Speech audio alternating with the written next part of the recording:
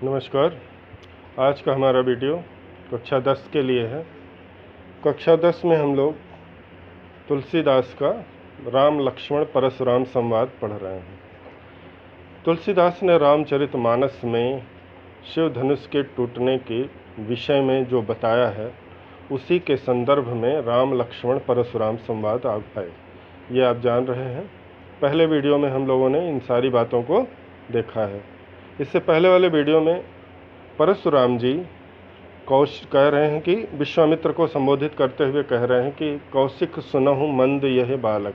कह रहे हैं कि हे विश्वामित्र, कौशिक यानी विश्वामित्र, कह रहे हैं हे विश्वामित्र, अगर तुम इस बालक को बचाना चाहते हो तो मेरी निगाहों के सामने से हटा लो और मेरे रोष, मेरे क्रोध, प्रताप और मेरे बल इत्यादि के बारे में इसे सूचित करो, समझाओ और बताओ।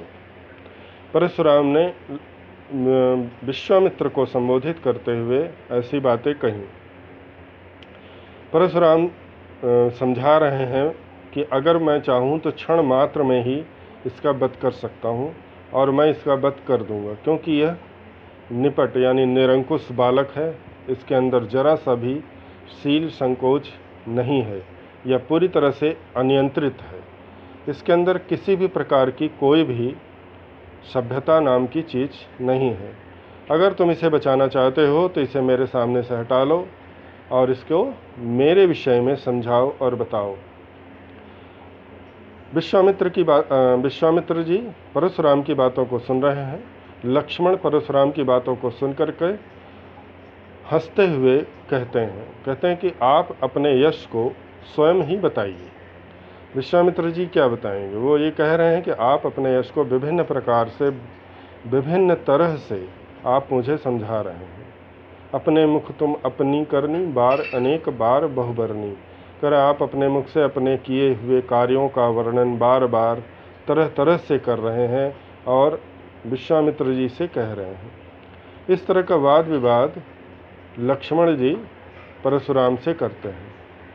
परशुराम को उनके बातों का जवाब उसी प्रकार से यानी उसी क्रोध में लक्ष्मण जी बातों को, शब्दों को संभाल करके बार बार कह रहे हैं।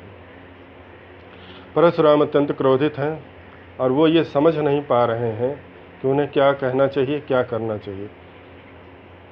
लक्ष्मण जी का कहना है कि अगर आप मारना चाहते हैं तो आप मारिए तो सही, पर परशुराम कुछ भी सोच करके ऐसा नहीं कर पा रहे हैं, क्योंकि किसी के प्रश्नों का जवाब देना अति आवश्यक है। लक्ष्मण की कही हुई बातों का उत्तर देना परशुराम के लिए आवश्यक है। इसलिए वो बार बार लक्ष्मण की बातों का उत्तर देने लगते हैं और इस तरह कहते हैं। उसके बाद अब लक्ष्मण जी की परशुराम का एक अप्रत्यक्ष रूप से अपमान सा कर रहे हैं। अब जिन पंक्तियों को हम लोग पढ़ेंगे उन पंक्तियों में लक्ष्मण जी अपनी शूरवीरता का प्रदर्शन करेंगे और अपने विषय में और अपने कुल के विषय में कुछ बातें बताएंगे। उन्होंने पहले ये भी बताया है कि हमारे कुल में सुर महिषुर हरिजन अरु गाई, देवता ब्राह्मण, इस तरह के लोगों का हम लोग, देवता ब्राह्मण ईश्वर का भक्त और गाय, इन चारों व्यक्तियों पर हम लोग अपनी वीरता का प्रदर्शन नहीं करते हैं। लक्ष्मण जी ने परशुराम को ये बातें बताई हैं। अब परशुराम को योद्धाओं की कुछ क्वालिटी यानी कुछ विशेषताएं बताएंगे जो परशुराम को असह्य होगी यानी वो उसको सहन नहीं कर पाएंगे और विभिन्न प्रकार की बातें उनसे कहेंगे। तो चलिए अब हम लोग परशुराम और लक्ष्मण के बीच में आगे क्या संवाद हो रहा है उसको देखते हैं। अभी तक हम लोग देख रहे थे कौशिक सुनहु मंद यहु बालक। परशुराम जी विश्वामित्र को संबोधित करते हैं। कौशिक मतलब विश्वामित्र को संबोधित करते हुए कहते हैं कि मंद यह बालक, यह बालक मंद बुद्धि है, बुद्धिहीन है, कुटिल है, यानी काल के कंट्रोल में है, यानी कुछ ही क्षणों में ये मौत के अधीन होने वाला है। इसलिए इसे कुछ समझ में नहीं आ रहा है। जिस प्रकार से चंद्रमा ने अपने वंश को कलंकित किया था, उसी प्रकार ये सूर्य वंश को कलंकित करेगा। निपट निरंकुश अबुध है शंकु, यानी ये पूरी तरह से निरंकुश है, बुद्धिहीन है, इसमें कोई भी शंका नहीं है। काल कवल हुई है क्षण माही, एक क्षण में ही मैं इसे काल के कंट्रोल में यानी नियंत्रण में कर दूंगा, यानी इसका मैं वध कर दूंगा एक क्षण में ही। कहो पुकार खोरी मोहि नाही, इसलिए हे सभासदों, मुझे तुम लोग किसी भी प्रकार से ये मत कहना कि ये सब मैंने क्या किया। परशुराम जी सभा को संबोधित करते हुए ये कह रहे हैं। लखन कहो मुनि सुजस तुम्हारा, नहीं इसके पहले, तुम हटकाऊं जो चाहूं बारा। परशुराम कौशिक से कह रहे हैं कि अगर तुम इसको बचाना चाहते हो तो इसे मेरे सामने से हटा लो। कहे प्रताप बल रोसु हमारा, और इससे मेरे बल, मेरे प्रताप इत्यादि के बारे में कहो, बताओ और इसे समझाओ, ताकि ये समझे और मुझसे दूर रहे। लखन कहो मुनि सुजस तुम्हारा, लक्ष्मण जी परशुराम की इन बातों को सुन करके कहते हैं कि हे मुनिवर, आपका सुयश यानी कीर्ति मैंने अच्छी प्रकार से सुना है, तुम ही अछत को बर नहीं पा रहा। आपने स्वयं ही अपने मुख से अपनी कीर्ति की व्याख्या बड़े ही मनोवियोग से की है। बर नहीं पाना, अनेकों प्रकार से उसका वर्णन मनोयोग से किया है। अपने मुख तुम अपनी करनी, आप अपने ही मुख से अपने किए कार्यों का वर्णन कर रहे हैं। बार अनेक भांति बहुभरणी, बार ने अनेकों प्रकार से, अनेकों बार से, भांति भांति तरीके से यानी अलग अलग विधि से आप अपनी योग्यता और अपने कार्यों का वर्णन कर रहे हैं। नहीं संतोष तब पुनि कुछ कहें, यदि आपको इतनी पर भी कोई संतोष नहीं होता है तो मैं आपसे कहता हूँ कि आप फिर कुछ कहिए।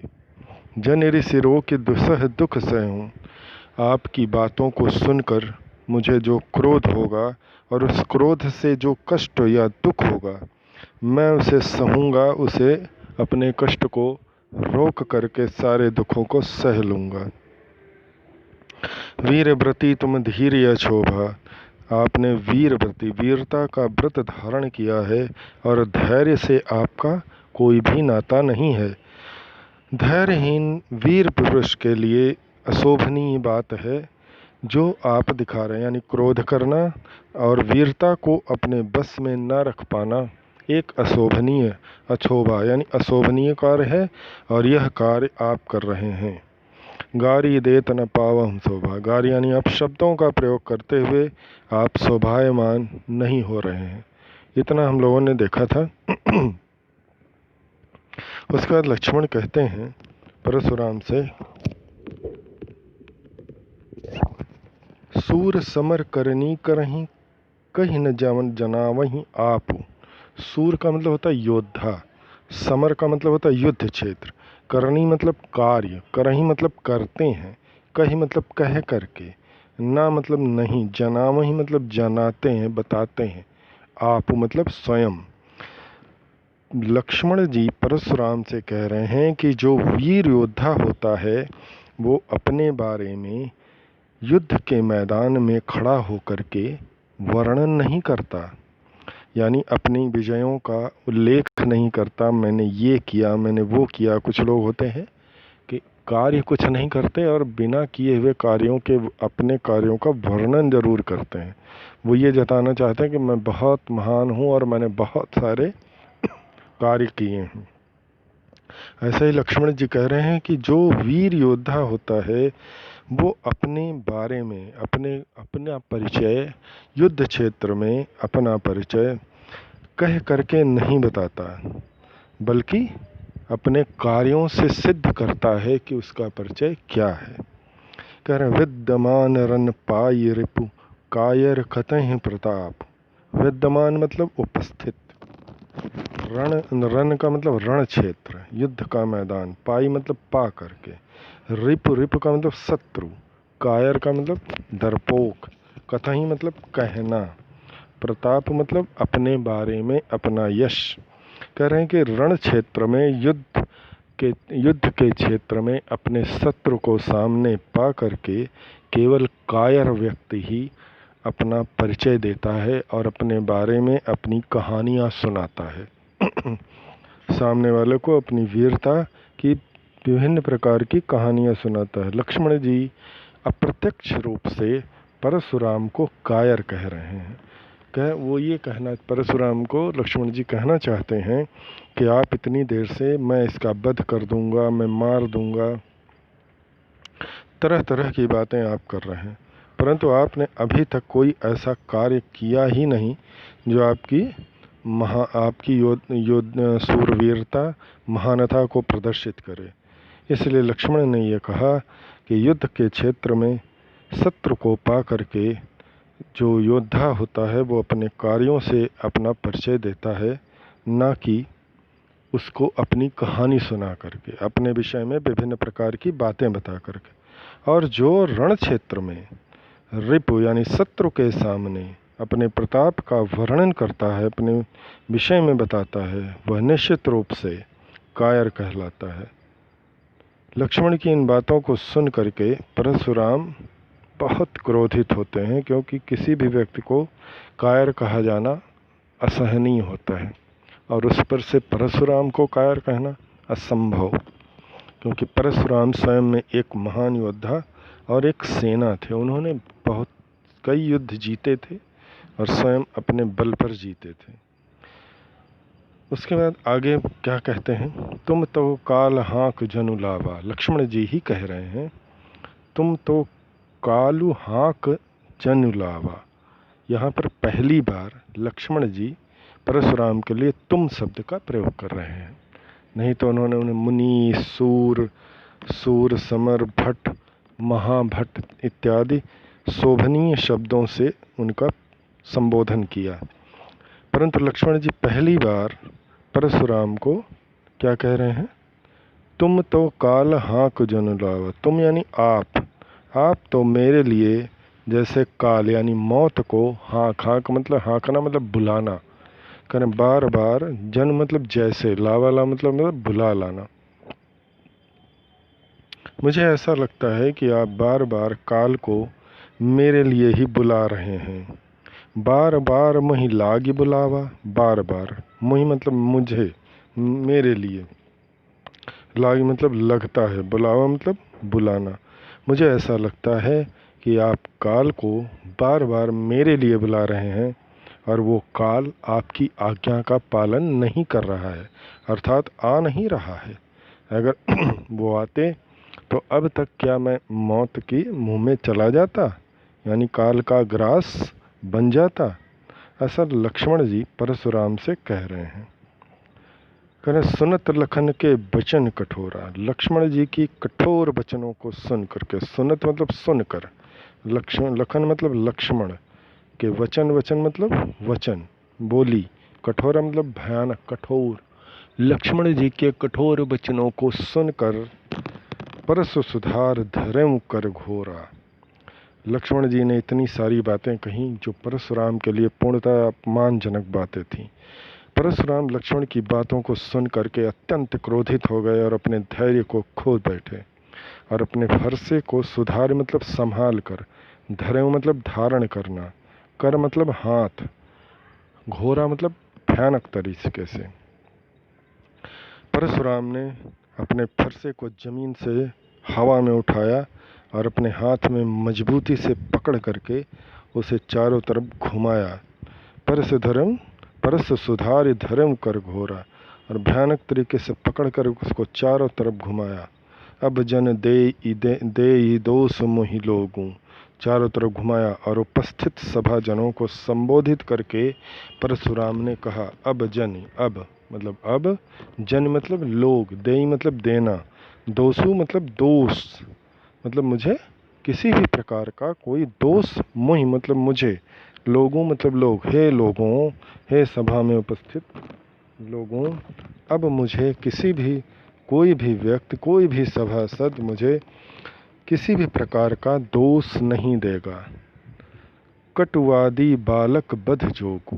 कह रहे हैं परशुराम अपने फरसे को हवा में उठाते हैं और चारों तरफ घुमाते हुए वहाँ उपस्थित सभी राजाओं और राजकुमारों से जितने सभासद उपस्थित रहते हैं उनको संबोधित करते हुए कहते हैं, हे लोगों, अब तुम लोग मुझे किसी भी प्रकार का कोई दोष मत देना। कटुवादी, कटु मतलब कठोर, वादी मतलब बोलने वाला, कठोर वचनों को बोलने वाला, बालक मतलब बालक, बध मतलब मार देना, जोगु मतलब योग्य, बध जोगु मतलब बध करने के योग्य। परशुराम कहते हैं ये कटुवादी बालक यानी कठोर वचनों का बोलने वाला ये बालक मार देने के ही योग्य है, यानी मैं इसका वध कर दूंगा और ये समाप्त हो जाएगा। अब इसने अति कर दी है, यानी इसने सारी मर्यादाओं की सीमाएं तोड़ दी हैं। अब इसका वध करना ही सबसे उचित कार्य होगा। ऐसा परशुराम ने सभा में उपस्थित सभी लोगों से कहा। बाल बिलो की बहुत मैं बाँचा। परशुराम जी करें बाल मतलब बालक, बिलो की मतलब देख करके, समझ करके, बहुत मतलब बहुत बार, मैं मतलब मैं, स्वयं, बाँचा मतलब बचाना। परशुराम करें मैंने इसको बालक समझ करके अभी तक बहुत बचाया। परशुराम का कहना यह है कि यदि ये बालक नहीं होता तो मैं इसका कब का वध कर चुका होता। मैं इसे बालक समझ करके, अब अबुद्ध यानी मूर्ख समझ करके, बुद्धिहीन समझ करके मैं इसको बचा रहा था, यानी मैं इसको नहीं मार रहा था।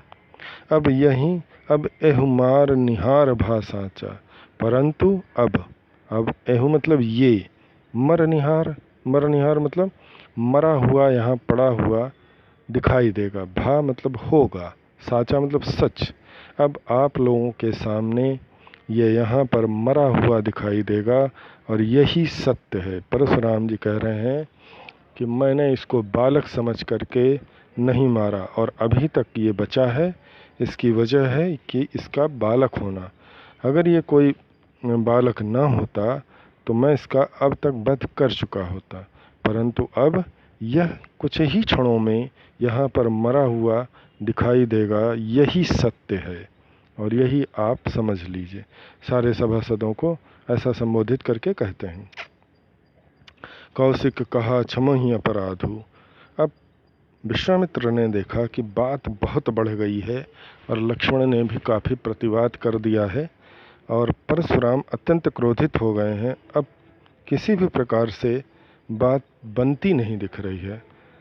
तो विश्वामित्र सामने आते हैं और कहते हैं, कौशिक कहा क्षमहि अपराधु। विश्वामित्र जी हाथ जोड़कर लक्ष्मण और परशुराम के बीच खड़े हो जाते हैं और कहते हैं, कौशिक यानी विश्वामित्र, कहा मतलब ने कहा, क्षमहि मतलब क्षमा करिए, अपराधु मतलब अपराध को। विश्वामित्र ने कहा, मेरे अपराध को क्षमा करिएगा। बाल दोष गुण गण ही न साधु। और कहा बाल मतलब बालक, दोष मतलब अवगुण, गुण मतलब गुण, विशेषता, गण ही मतलब गणना करना, गिनना, न मतलब नहीं, साधु का मतलब सज्जन व्यक्ति।